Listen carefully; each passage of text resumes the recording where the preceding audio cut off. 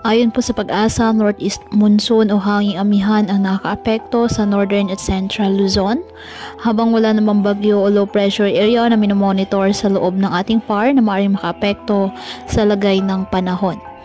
Wala ring gale warning na nakataas sa mga waybayin ng karagatan, kung kaya malaya pa din pong makapamalaot ang ating mga kababayang mangingisda at may maliliit na sasakyang pandagat.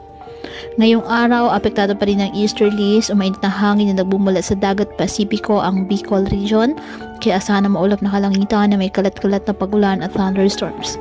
Ang Batanes, Cagayan, Kalinga, Apayao, Isabela, Aurora at Quezon, asahan din ang maulap na kalangitan na may mahihinang mga pag-ulan dahil naman po yan sa hanging amihan o northeast monsoon.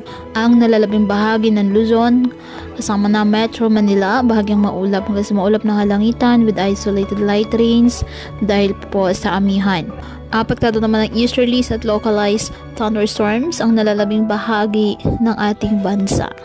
Kaya patuloy po natin na pag-iingat pa din ang ating mga kababayan sa pantapat po ng mga pagbaha at pagguho ng lupa, at ugalin po na magdala palagi ng payong o kahit anong panangga sa ulan o di kaya may sa init ng araw kapag lalabas ng ating mga tahanan.